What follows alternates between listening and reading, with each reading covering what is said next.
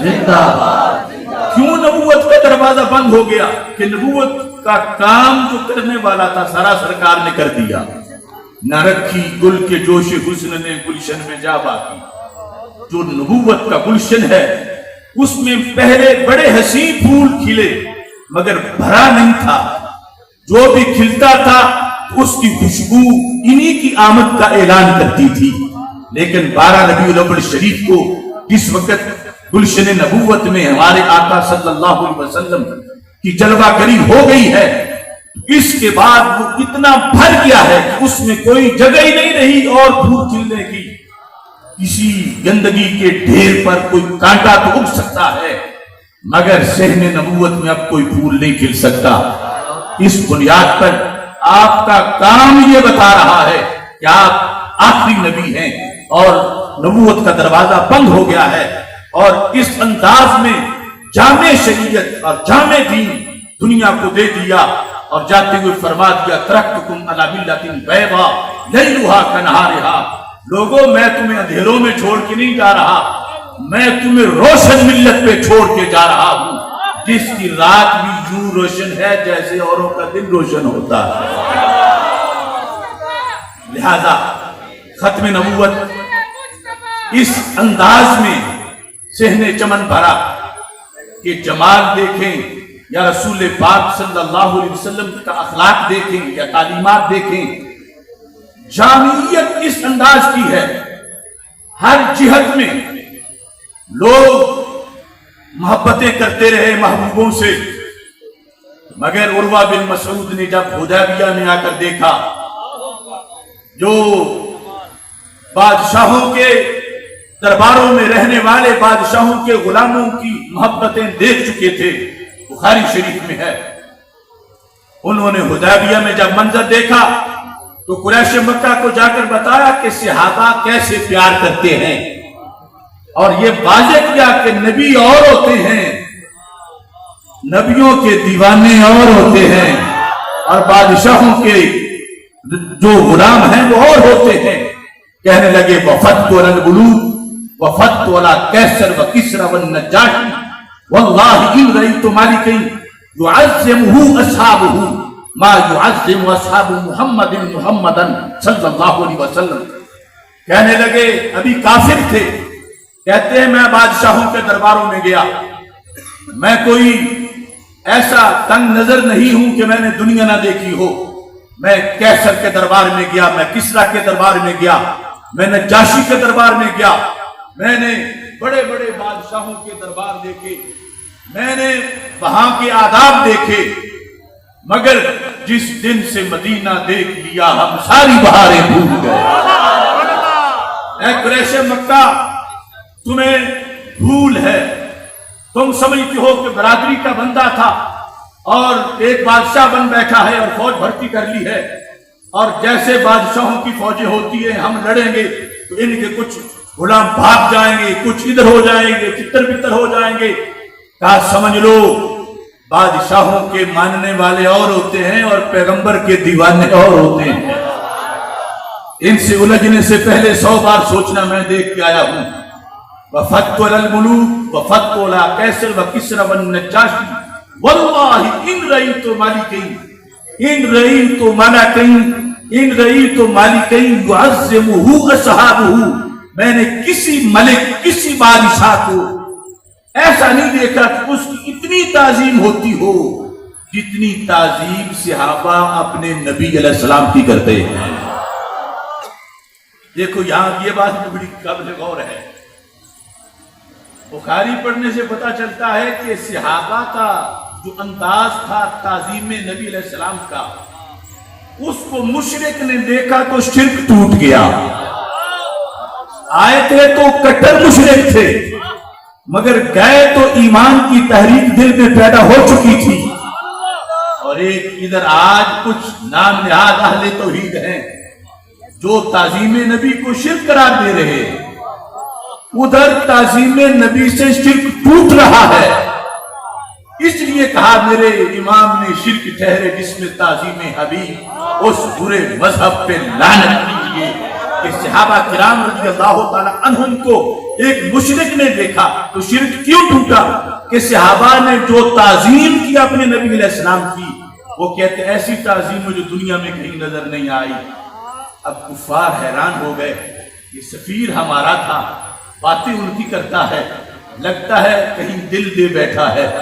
پہلے کیسر کو دیکھا، تیسرا کو دیکھا، ان کے گارڈ آف آنر کو دیکھا، ان کے صوفے دیکھے، ان کی قالینیں دیکھی، ان کے ٹھاٹ پاٹ دیکھے، پھر بھی سے کچھ نہ ہوا۔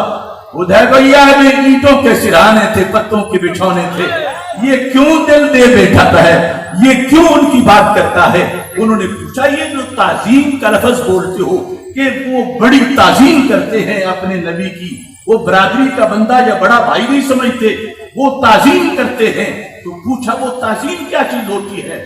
انہوں نے کہا ان تنخم النبی نخامۃ الا وقعت فی کف رجل منہم فتلت بها وجهه وجلده، کہ حضرت محمد مصطفیٰ صلی اللہ علیہ وسلم کے رخسار کا حسن، آپ کے ہونٹوں کا تبسم، وہ تو اپنی جگہ ایک چیز جو عام لوگوں کے اندر بڑی باعث نفرت ہے وہ نخامہ ہے۔ نخامہ بساق یا بزاق کو نہیں کہتے، مطلقاً تھوک کے لیے وہ لفظ بولے جاتے ہیں۔ نخامہ وہ ہے جو سینے سے آنے والا بلغمی تھوک ہوتا ہے، لیکن میرے آقا علیہ السلام کا تھوک تھوک تو نہیں، یہ تو چشمہ رحمت کی جھاگ ہے، اور جب گلے گلس کی پتیوں سے یہ جھاگ جدا ہوتا ہے، عروہ کہنے لگے میں حیران ہو گیا کہ جب بھی ان کے مبارک ہونٹوں سے وہ لعاب دہن جدا ہوتا تھا، میں تقریباً 3 دن دیکھتا رہا، ایک بار بھی وہ لعاب دہن زمین کو نصیب نہیں ہوا، ہر بار صحابہ نے اپنے ہاتھوں پہ لے لیا ہے۔ قریش تم سمجھتی ہو وہ بھاگ جائیں گے جو اپنے محبوب علیہ السلام کا لعاب دہن زمین پہ نہیں گرنے دیتے، وہ ان کا لہو کیسے زمین پہ گرنے دیں گے؟ وہ جاننے ماریں گے، وہ سب کچھ قربان کریں گے۔ وہ ہاتھ پر جب لعاب دہن لیتے ہیں ایسا نہیں کہ پھر رومال سے صاف کر دیں، کہتے نہیں فدالا کا بہا وجہ وجلتا ہوں، جسے ملتا تھا وہ فوراً اپنے ماتھے پہ لگا لیتا ہے، اپنے چہرے پہ ملتا تھا۔ یہ تعظیم تھی جس نے شرک توڑا۔ آج بھی اس ٹائٹل کا اسلام کفر کو دبا سکتا ہے، اپنے جیسا کی باتیں کرنا اور انہیں اپنے جیسا کہنا، اس سے کفر پر روک تاری نہیں ہوتا۔ اب عروہ بن مسعود پر روک تاری تب ہوا جب صحابہ کرام علیہم رضوان نے رسول پاک صلی اللہ علیہ وسلم کا لعاب دہن اپنے ماتھوں پہ لگایا اور ان کو بتایا کہ یہ ہم جیسے نہیں ہیں، ان کے لعاب دہن کی بھی تعظیم کی جاتی ہے اور اس کا ادب کیا جاتا ہے۔ تو یہ انداز صحابہ کرام رضی اللہ تعالی عنہم نے جو امت میں تقسیم کیا، سچے دل سے آج تلاش کرو، 14 صدیوں سے زائد وقت گزر چکا ہے، یہ انداز کن لوگوں میں آج پایا جاتا ہے، کن کے عقیدے کے اندر یہ جھلک ہے۔ میں اس سٹیج کے شیخ الحدیث یا پیر طریقت یا عالم دین کی بات نہیں کرتا، میں ملتان شہر کے ایک ریڑھی لگانے والے سنی کی بات کرتا ہوں۔ اس سے پوچھ لو اگر تجھے لعاب دہن رسول پاک صلی اللہ علیہ وسلم کا مل جائے تو کیا کرو گے؟ وہ کہے گا کتنی قسمت ہے میری، میں اسے ماتھے پہ لگاؤں گا۔ اور دوسری طرف کا کوئی شیخ الحدیث ہو، کوئی ان کا شیخ القرآن ہو، وہ چوک میں کھڑا ہو، اس جو روزانہ اپنے آپ کو سرکار کے ساتھ ملاتا ہے، تشریح دیتا ہے، وہ لعاب دہن کی قدر و قیمت کیا بیان کرے گا؟ اس سے پتہ چلتا ہے کہ جو صحیح اور سچا عقیدہ تعظیم رسول صلی اللہ علیہ وسلم کا صحابہ نے بانٹا تھا وہ آج بھی پایا جاتا ہے تو سنی کے سینے میں پایا جاتا ہے۔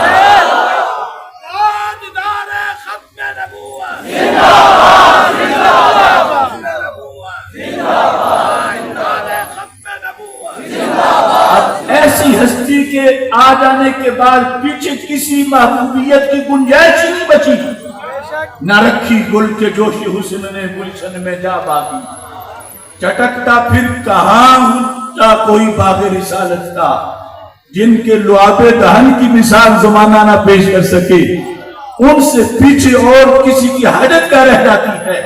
اور یہ بڑی لطف کی بات ہے اور یہ صداقت اہل سنت ہے۔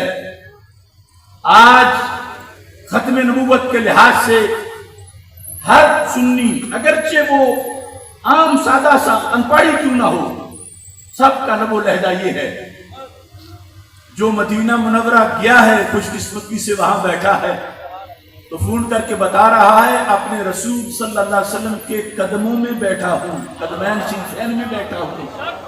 جو جانا چاہتا ہے تو وہ کہتا ہے میں اپنے رسول پاک صلی اللہ علیہ وسلم کے پاس جانا چاہتا ہوں۔ جو ہو کے آیا ہے کہتا ہے اپنے نبی پاک صلی اللہ علیہ وسلم سے مل کے آ رہا ہوں۔ اب یہ جملے بھی ختم نبوت کو بتا رہے ہیں۔ دوسروں کا عقیدہ ہی افورڈ نہیں کرتا ختم نبوت کے لفظ پورے کرنے کے لیے، جو معاذ اللہ مر کے مٹی میں ایسے لفظ بولتے ہیں وہ ختم نبوت کس منہ سے بیان کریں۔ یہ جو بات ہے اس میں بھی جو اصل انداز صحابہ کرام رضی اللہ تعالی عنہم کا تھا وہ چلتے چلتے اہل سنت میں آج بھی موجود ہے۔ اگرچہ وہ جامعہ خیر المعاد کا فاضل نہیں بندہ، کسی اور مدرسہ میں پڑھا ہوا نہیں، لیکن عقیدے کی برکت ہے، یہ ان اولیاء کا فیضان ہے۔ اب دیکھیں مستدرک للحاکم میں حدیث ہے، مسند امام احمد میں حدیث ہے۔ اب تو روضہ رسول یعنی عین قبر رسول صلی اللہ علیہ وسلم کے گرد 4 دیواریں ہیں، جب صرف ایک ہی دیوار کی حجرہ عائشہ صدیقہ رضی اللہ تعالی عنہا کی اور دروازہ کھلا تھا، اندر ایک شخص حاضری دے رہا تھا رسول پاک صلی اللہ علیہ وسلم کی قبر مبارک پر۔ مروان کا دور حکومت تھا، یعنی وہ اس وقت گورنر تھا مدینہ منورہ کا۔ گزرتے ہوئے دروازے سے اس کی نظر پڑی کہ اندر کوئی بندہ ہے اور حاضری دے رہا ہے۔ حاضری کیسے دے رہا ہے؟ را رجلا وادیا جبہتہ علی قبر رسول اللہ صلی اللہ علیہ وسلم۔ اس نے دیکھا ہے کوئی حاضری دینے والا مگر کوئی بڑا ان پڑھ ہے کہ عین قبر رسول علیہ السلام پہ اپنا ماتھا رکھا ہوا، یعنی آج تو جالیوں کے قریب بھی نہیں جانے دیتے، وہ عین قبر رسول علیہ السلام پہ ایک حدیث میں وجہ کا لفظ ہے اور ایک میں جبہ، چہرہ رکھا ہوا تھا یا ماتھا رکھا ہوا تھا۔ تو مروان وہ خمار تھا اپنی حکومت کا، کہتا ہے اتدری ما تصنع، تو جانتا ہے تو کیا کر رہا؟ ایک روایت میں ہے کہ گردن سے پکڑ کے بھی جھنجھوڑا، تجھے پتہ نہیں کہ تو کیا کر رہا ہے۔ یہ جو شرک فوبیا دوسروں کو ملا ہے یہ اس کی جہت سے ملا ہے۔ جب مزید چہرہ دیکھا کہ حاضری دینے والا ہے کون جس کو میں جھنجھوڑ رہا ہوں، فَإِذَا هُوَ أَبُو أَيُّوبَ الْأَنصَارِي رضی اللہ عنہ۔ تو قبر رسول علیہ السلام پہ ماتھا رکھ کے حاضری دینے والا وہ ان پڑھ نہیں تھا، وہ میزبان رسول صلی اللہ علیہ وسلم حضرت ابو ایوب انصاری رضی اللہ تعالیٰ عنہ تھے۔ اب انہوں نے چہرہ پھیرا تو فرمایا بتاؤں تجھے میں کیا کر رہا ہوں؟ اب انہوں نے 2 جملے بولے، ایک جملہ آج بھی بولتا ہے تو سنی بولتا ہے، اور دوسرا جملہ آج بھی بولتا ہے تو متوا بولتا ہے یا ان کا پیروکار بولتا ہے۔ اور میں تو پوچھتا ہے اتدری ماذا تصنع، کہ تم جانتے ہو کہ تم کتنا بڑا جرم کر رہے ہو؟ ہاں میں جرم نہیں کر رہا، جئت رسول اللہ صلی اللہ علیہ وسلم ولم آت الحجر، میں کسی پتھر کے پاس نہیں آیا، میں اپنے نبی کے پاس آیا ہوں۔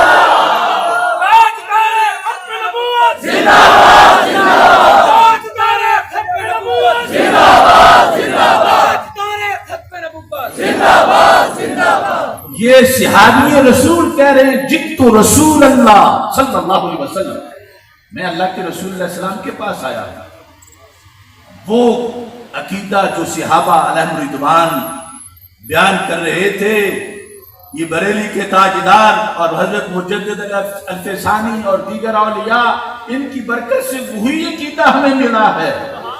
ان پڑھ تھا انسان بھی کہتا ہے اپنے نبی کے پاس جا رہا ہوں، ان کے پاس سے ہو کے آیا ہوں. اور دوسرا معاذ اللہ بولتا ہے, وہاں بولے یا وہاں بولے تو کہتا کیا پڑا ہے, معاذ اللہ پتھر ہے, یہ ہے وہ ہے. تو حضرت ابو ایوب انصاری نے اس وقت کہہ دیا تھا لما تل حجر, میں پتھر کے پاس نہیں آیا. تو دو لائنیں ہیں, ایک ہے پتھر کہنے والوں کی اور دوسرا صراط مستقیم ہے صحابہ کا جو کہتے ہیں اپنے نبی کے پاس آیا ہوں. لہذا ختم نبوت وہ بیان کر سکتا ہے کہ جس کا عقیدہ ہے کہ اللہ کے رسول علیہ السلام آج بھی اپنی قبر نور میں زندہ اور تابندہ ہیں اور پوری دنیا میں جہاں بھی عاشق ان کو سلام بھیجتے ہیں ان کا سلام بھی سن لیتے ہیں, ان پہ نظر کرم بھی فرماتے ہیں.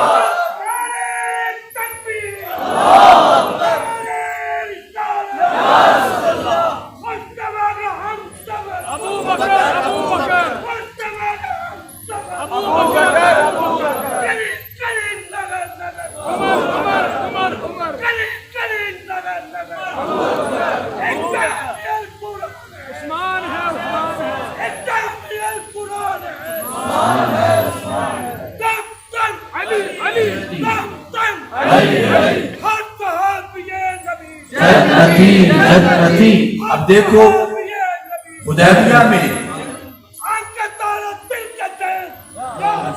یا حسن یا حسین, اب وہ جو وہاں اس نے منظر دیکھا صحابہ کرام رضی اللہ تعالیٰ عنہ کا, تو پچھلوں کو جا کر 5 باتیں بتائیں اور ان 5 باتوں کی خوشبو مسلک اہل سنت میں آتی ہے. پہلی بات یہ بتائی کہ ان تنخم النبی نخامتا الا واقعت فی کف رجل منہم فدلک بها وجہہ وجلدہ. اب پہلی بات ان کا شیخ الحدیث بھی وہ حسرت نہیں ظاہر کر سکے گا جو ہمارا ان پڑھ ریڈی لگانے والا بھی کرے گا. یہ تو طیبہ کی محبت کا اثر ہے, ورنہ کون روتا ہے لپٹ کے در و دیوار کے ساتھ. دھوپ کی طرف کوئی دیکھنا پسند نہیں کرتا, چہرے پہ کون لگائے. یہ رسول پاک صلی اللہ علیہ وسلم کے ساتھ پیار ہے آخری درجے کا اس امت کا. اور دوسرے نمبر پر عروہ بن مسعود نے جا کر ان کو بتایا قادو یقتتلون علی وضوئہ, کہ میں حیران ہوں, پانی مشکیزے میں پڑا ہوتا تھا, کوئی جھگڑا نہیں ہوتا تھا, ایک کہ میں نے لینا ہے, دوسرا کہ میں نے لینا ہے. لیکن جب ان کے رسول صلی اللہ علیہ وسلم وضو فرماتے ہیں اور پانی ان کے پیکرے نور سے لگتا ہے, اس پانی کے لیے قریب ہے کہ وہ آپس میں جھگڑ پڑے. ویسے اتنا ایثار ہے احد کے میدان میں زخمی پڑے ہوں اور امید ہو کہ پانی کا گھونٹ پی لوں گا تو جان بچ جائے گی, تو وہاں کہتے ہیں میری خیر ہے میرے بھائی کو پلا دو. جان کی قیمت پر بھی ایثار کر جاتے ہیں مگر تبرک میں ایثار نہیں کرتے. ہر ایک چاہتا ہے کہ جو میرا حصہ مجھے ملنا چاہیے. اور پھر حدیث بتا جو بخاری کی ہے وہاں یہ ہے کہ اب تھوڑا سا پانی ہوتا تھا اور صحابہ کی تعداد مثلا حدیبیہ میں بخاری کی روایت کے مطابق 1500 تھے, تو تھوڑا سا پانی سب کو کس طرح پورا آئے اور سب پانی اپنے چہرے پہ لگا سکیں. تو ایک طریقہ اس نے خود ہی گھڑ لیا. آج زمانہ اس کو توہم پرستی کہتا ہے, لیکن صحابہ کی تعلیم سے ثابت ہوتا ہے کہ اسی کا نام ہی بریلویت ہے.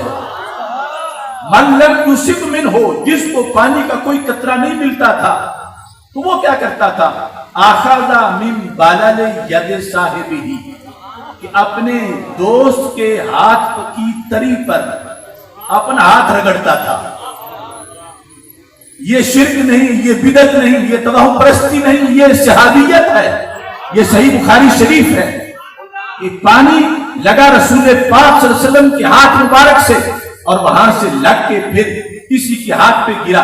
اب یہ اس کے ہاتھ پہ ہاتھ رگڑ رہا ہے. لوگوں نے آج اس کو توہم پرستی کہا اور برکت اور تبرک کا انکار کیا اور کہا کیا پڑا ہے ان چیزوں میں.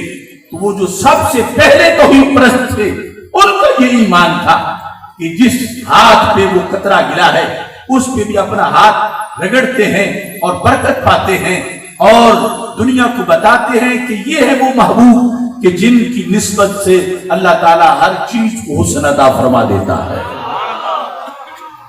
عروہ بن مسعود رضی اللہ تعالیٰ عنہ نے